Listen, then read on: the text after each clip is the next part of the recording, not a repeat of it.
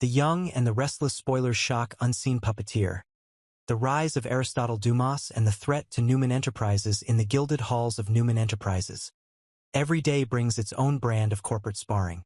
Yet never has Victor Newman faced an adversary so mercurial and so invisible as the man known only as Aristotle Dumas. For decades, Victor has ruled his empire with iron resolve. Yet the very notion that an unseen figure could be maneuvering his family and business like chess pieces has thrown even him into a rare state of uncertainty. A shadow from the past, our story truly begins many years ago, when Victor first heard mention of Aristotle Dumas. Though fleeting references in boardroom chatter suggested a connection, an old deal gone sour, a clandestine partnership never fully consummated. No one could pin down who Aristotle really was. If Victor dealt in secrets, Aristotle trafficked in ghosts. Now, just as Victor has begun to feel the ground shifting beneath Newman Enterprises, the name resurfaces.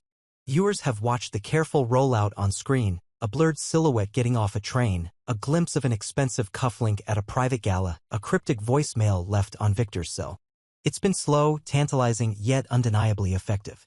Aristotle has been seen, perhaps quietly staking his claim in Genoa City, Wisconsin. Who is Aristotle Dumas, or is he anyone at all? Every soap opera thrives on a dramatic reveal, and Aristotle's identity promises to be one of the most explosive in recent memory. But as the pieces fall into place, speculation runs wild. Is Aristotle a new outsider, imported specifically to take down Newman Enterprises? Or could he already be one of our beloved Genoa City denizens, recast with a hidden agenda? Trying to guess an established character from the past or present is akin to Michael Baldwin's quixotic belief that Victor Newman is a surrogate father. Michael, ever the idealist, saw in Victor the model of guidance and protection, even though Victor has never been a nurturing figure in Michael's life. Likewise, Victor's enemies or friends, for that matter, could be anyone. In the words of every cliché ever uttered in a soap, Aristotle Dumas could be anyone. He might be a familiar face, quietly biding his time, or a brand new player poised to change Genoa City forever. Billy Abbott, pawn or kingmaker? What we do know is that Aristotle's first real contact has been through Billy Abbott. The once carefree scion of the Abbott dynasty now finds himself the linchpin in a dangerous game. Victor's instincts tell him something is off. Billy's recent behavior has been erratic, his loyalties divided between his own ambitions and a vague, menacing promise made by an unseen mentor. Victor may be wrong about the details. He misjudges the extent of Billy's involvement, perhaps even misreads Billy's motivations, but he's absolutely right that someone is exploiting Billy's insecurities. After all, the kind of corporate opportunist who would cozy up to Jack Abbott's younger brother has no interest in family. He wants leverage. And leverage, in Aristotle's hands, could topple entire boardrooms. Pulling the strings, exploiting anxieties, consider the emotional terrain. Billy has always lived in the shadows of those around him, Jack's achievements, Victor's legacy, Abby's independence. A well-timed word of encouragement, a promise of partnership, or a hint of revenge against Victor could shatter Billy's equilibrium. Whoever Aristotle or his agent is, they are keenly aware that Billy's anxieties are the chink in Newman Enterprises' armor. Meanwhile, Michael Baldwin's discreet investigations have uncovered another thread. Aristotle's interest in Chancellor and Winters Incorporated. That suggests his ambitions are far broader than simply toppling Victor. By probing into both Chancellor and Winters, Aristotle may be assembling a network of allies or targets, an alliance of convenience, perhaps, that spans the rival families of Genoa City. If Aristotle truly aims to reshape the entire power structure, Newman, Abbott, Chancellor, Winters, then Newman Enterprises is merely his opening salvo. The real question is, what comes next? What this means for Genoa City. Victor's reckoning. Victor Newman has triumphed over countless rivals, J.T. Hellstrom, Jack Abbott, even his own children. Yet he's never faced an enemy he couldn't see, touch, or threaten directly. Aristotle Dumas changes the playing field. This is psychological warfare. Victor will need to lean on every ounce of his cunning to unmask his foe. Billy's crossroads. At the heart of the storm is Billy Abbott, torn between loyalty to his family and the seductive promise of being someone's indispensable protege. If he resists Aristotle's pull, he risks personal and professional ruin. If he succumbs, he becomes a traitor to everything he once believed in. Alliances and betrayals. Once Aristotle's interests in Chancellor and Winters surfaced, the ripple effect could redraw alliances across Genoa City. Will the Newmans forge temporary truce with abbots or chancellors to root out this ghost? Or will old grudges burn too hot, leaving the door open for Aristotle's silent coup? Viewer engagement. From a storytelling perspective, the introduction of Aristotle Dumas exemplifies classic soap opera pacing, slow, suspenseful, character-driven. Yet it also modernizes the genre by leveraging psychological intrigue over mere love triangles or business espionage. We're watching an invisible hand pulling strings. And that hand could belong to anyone. The road ahead in the episodes to come, key questions must be answered. Identity. Who truly is Aristotle Dumas? A new actor? A redrawn face of someone we know? Motivations. What big picture drives him? Vengeance? Wealth? Legacy? Or sheer chaos? Allies. Has he already enlisted allies inside Newman Enterprises? Chancellor or Winters? Endgame. Is Newman Enterprises his ultimate target? Or just collateral damage in a broader scheme? One thing is certain.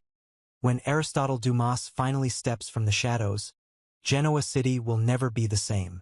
Until then, viewers will cling to every cryptic line of dialogue, every suspicious glance, every late-night phone call, hoping to catch a glimpse of the mastermind before Victor Newman does. In a town built on secrets, the greatest secret of all may be that the man pulling the strings has no face. Yet. 1. Prologue. Echoes in the boardroom. Victor Newman sat alone in his corner office, the late afternoon sun slanting through floor-to-ceiling windows and casting long shadows over the polished mahogany. For 40 years, this had been his throne, the desk where he brokered deals worth hundreds of millions, the leather chair that had borne witness to every triumph and betrayal. But today, the room felt cold, unfamiliar. A single text message on his phone, no caller ID, had changed everything. You've underestimated me for far too long. Genoa City has another king now. Victor stared at those words, tasting their threat.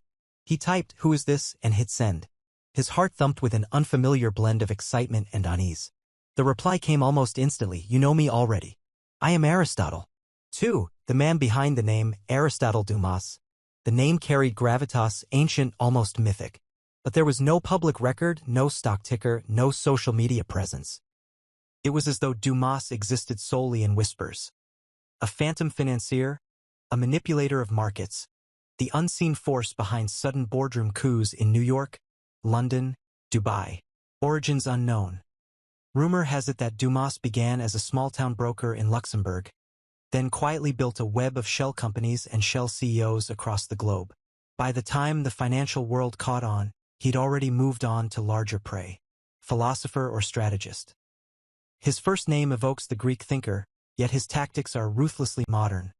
Algorithmic stock manipulation, clandestine backchannel negotiations, and a talent for identifying personal weaknesses in his targets.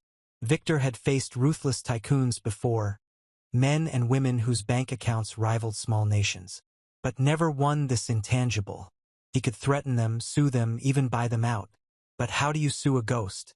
How do you buy a rumor? 3. Act 1. The seduction of Billy Abbott. If you wish to conquer an empire secretly, whose loyalty would you seek? Not the CFO, not the general counsel, those roles are too visible. You'd find the young, the ambitious, the overlooked. Enter Billy Abbott.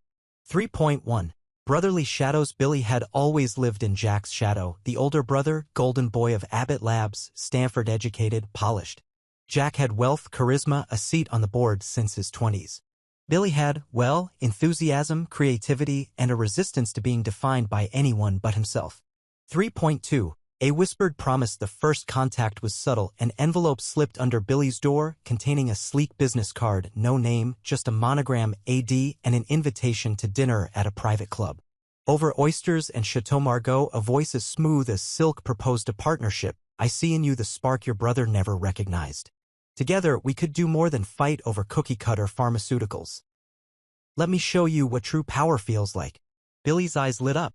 For the first time, someone seemed to believe in his vision, his ambition to break free, to build something on his own terms. And so, at the very moment Victor suspected a threat, he miscalculated its entry point. 4. Act 2. The chessboard expands. While Billy tiptoed toward Aristotle's offer, Dumas laid groundwork elsewhere. His interest in Chancellor Winters Incorporated was not just financial, it was strategic. Ashland Locke, the charismatic savior of Chancellor Winters, whose lavish parties and visionary strategies captivated the board, may have been Dumas's first pawn. Locke's sudden disappearance, when Ashland vanished amid scandal, rumors of insider trading, a mysterious illness, and that lurid envelope of doctored bank statements, it left Chancellor Winters destabilized. That void was precisely the opening Dumas needed to plant alternate directors and friendly shareholders. Cross-company leverage. By simultaneously applying pressure on Abbott Enterprises and Chancellor Winters, Dumas could force Victor into a defensive posture, shore up one flank and the other would buckle. 5. Act 3. The Corporate Coup in Motion. 5.1. Proxy warfare. In mid-episode, the stage is set for a routine shareholder meeting. Invitations go out, executives file into the conference hall. Victor expects robust support, his Newman's control over 40% of the shares. But on the dais he sees unfamiliar faces, institutional investors whose votes have quietly shifted. On the live feed we watch as ballots are cast electronically. Jack Abbott, flanked by Michael Baldwin and Nikki Newman, braces for a fight. But the screen flashes a stunning headline: vote tally, 51% in favor of motion to appoint A. Dumas as interim director. Gasps ripple through the audience. Victor stands, rage blooming in his chest, only to realize that in the time it took him to calm his mind, the motion carried. 5.2. The aftermath. For 24 hours, the company is in disarray. Key executives refuse new orders. Legal teams scramble to find irregularities in the proxy process. Victor, stripped of unilateral decision-making, retreats to reclaim his empire by any means necessary. 6. Act 4. Victor's countermove. Victor Newman does not surrender. Behind the scenes, he mobilizes, alliances rekindled, he calls in old favors: Nick Newman's tech expertise to trace digital footprints of the proxy hack, Nikki's social influence to sway public opinion. Even Jack Abbott's reluctant sympathy to mount a legal challenge. The public spectacle. Victor holds a press conference on the Newman ranch lawn, cameras rolling as he denounces the coup as the greatest act of corporate treason in Genoa City history. The vox pops turn in his favor. Local legislators hint at regulatory investigations. A personal appeal to Billy. Late one night, Victor confronts his son. No boardroom threats, just fatherly honesty. An admission of past failings, an apology for not recognizing Billy's worth sooner. Victor offers Billy a chance to reclaim his birthright: help your father save this company, and I will build you your own division under your name with full autonomy. 7. Coda, the duel of titans. As the dust settles, three figures stand at the heart of Genoa City's upheaval: Victor Newman, wounded but unbroken, resourceful and vengeful, determined to unmask Aristotle and recoup his empire. Billy Abbott, torn between loyalty and ambition, the key to both conquest and redemption. Aristotle Dumas, the unseen architect, watching from the shadows as his plans unfold, ready to strike again if Victor overreaches. In a final whispered scene, Victor alone in the darkened boardroom, reviewing files and bats for his personal office, his phone buzzes with a single message: impressive counterplay. But every game needs a final move. I'll be in touch. Victor's jaw tightens. He stands, bat in hand, and addresses the empty room. All right, Aristotle. Let's play. 8. What lies ahead? A battle of wits. Will Victor's combative genius outmatch Aristotle's subtle manipulations? Billy's choice. Does he remain the reluctant knight in his father's army, or take up Aristotle's gauntlet and become a king in his own right? The unmasking. When Aristotle's true identity is revealed, will it be a shocking newcomer, or a familiar face whose motives have been hidden all along? Genoa City transformed. Win or lose, this conflict will redefine power structures, forge new alliances, and leave lasting scars on every dynasty. What began as a whisper in a dark boardroom has grown into a full-blown war for the soul of Newman Enterprises, and for the future of Genoa City itself.